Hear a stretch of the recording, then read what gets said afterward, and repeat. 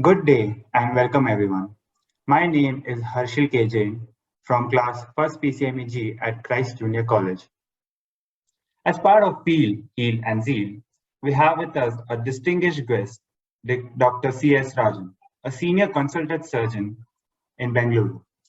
He is presently affiliated to Annaswamy Mudalayar General Hospital and St. Martha's Hospital. He is a dedicated teacher and a surgical quiz master with 24 publications, 6 orations, and is the author of the book Fact and Fun in Surgery, a companion to surgical study. Welcome, doctor. Thank you for being with us today. To get Thanks for this having started, me. doctor, how is our mental health affected by the influence of social media or strain of multimedia, and how keeping up with the expectations affects of one's mental health? You've taken the bull by the horns, as they say. It is the most significant factor affecting mental health of growing individuals.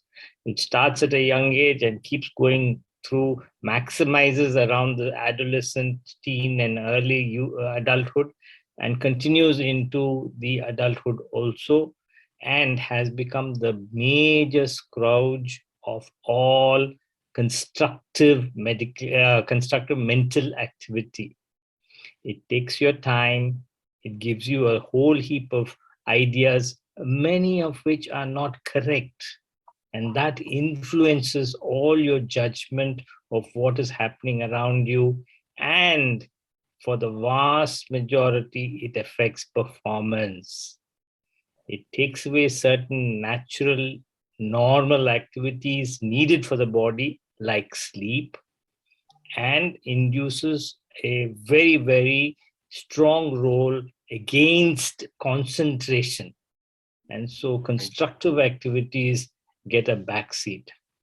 There are a few people who can juggle the two, but of having social media and normal life. But I, for one, find like any other habit forming influence, like we used to have physical things like smoking or alcohol or gambling and things like that. This is a far deeper sin, a far deeper effect, because you don't see anything physically, but it's messing up your minds. And so I have a very strong reservation on how much time and what content a young person should be having during the formative years. Thank you, doctor. That's very informative. Moving on, can you please share a few tips of balancing physical and mental health, and how do we maintain a clear confidence between them? See, life is a biological activity. So the first most important thing is you need adequate food and nutrition. You must have a healthy diet and eat at regular intervals, because we have to follow a biological cycle. The second most important thing which every creature needs is sleep. And mark my words, when you don't sleep enough, you don't grow enough, you don't grow mentally, and you're always fatigued, and your performance levels come down. So a minimum of 6 to 8 hours is ideal, best done in a single stretch and without the influence of anything in between disturbing. The third activity is, since we are biological, we need exercise. We need to move our limbs, we need to move our bodies. And in youth time, it is the time to develop power of muscles and activity to sustain us through life. Remember, we have improved our life expectancy. So our physical bodies are now got to take us up to 75, 80 years of age. And you need a certain fitness of these muscles and bones and bodies to be able to carry us through. Otherwise, you very easily age physically by the time you're 45, 50, and you pick up other comorbid states like hypertension, blood pressure, and diabetes, asthma, and things like that. And that brings down the quality of your life. You may live longer, but you won't have good quality.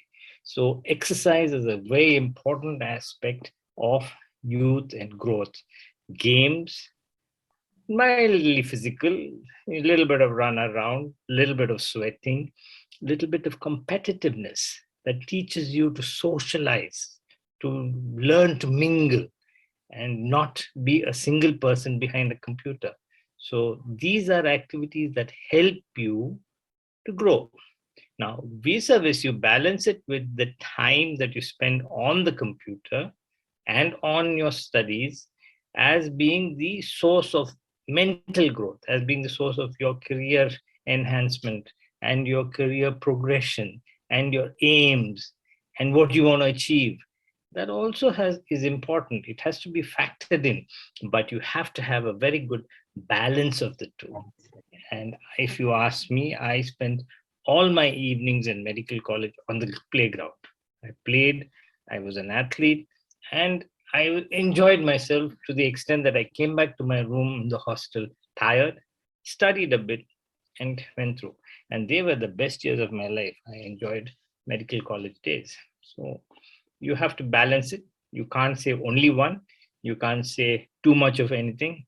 We have to balance exercise and activity. So nutrition, sleep, and activity is very important. Right.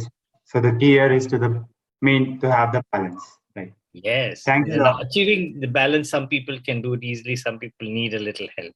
We are there to help you all. What is there? Right. Thank you, Doctor, for those interesting tips being shared. To wrap this up, we to wrap this up with the most important question, which I'm sure all of us have in our mind. What is the importance of sleep in one's mind? And this was the same question. That was the point of that was a tip shared by you to have a good sleep. Yeah. So, what is the importance of sleep in one's life? Every creature, from an ant to an elephant, sleeps. It is a biological clock that we follow. There isn't a single living being that does not take rest or sleep.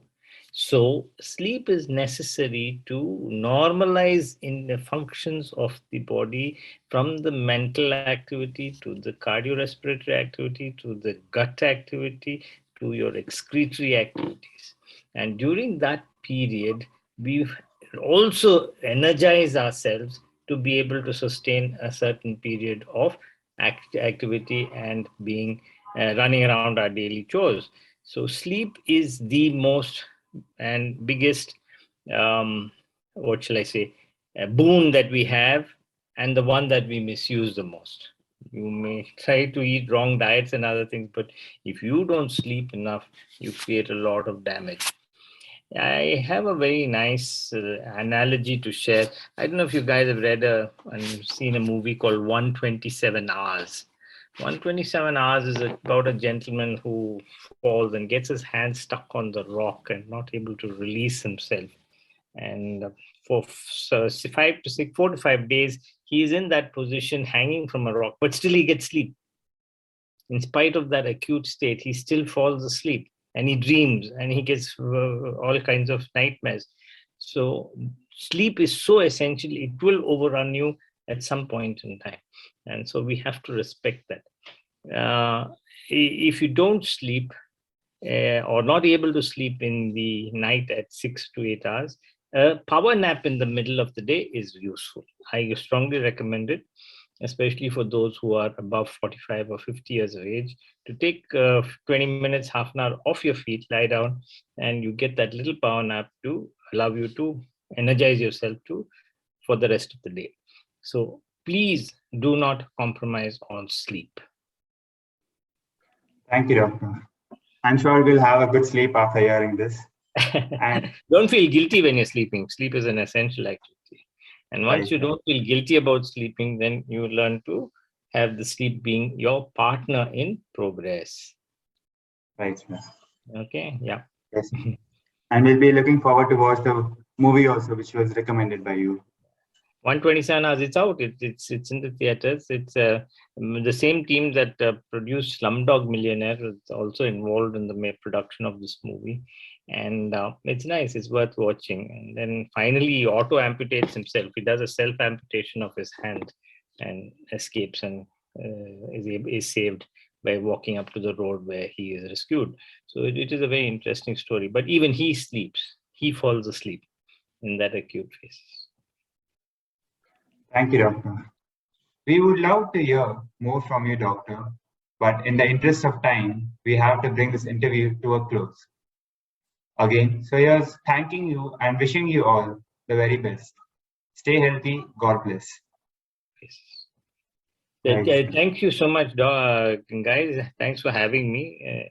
Please remember, you can share my contacts with the people who are listening. And if at any time anybody needs a small shoulder to be support themselves during career, during conflict, during crisis, during what shall I say, lows in life, I'm always available to help them out. Sure, sir. Yeah. Thank you so much. Yeah. Yes, sir. Thank you, sir. Thank you.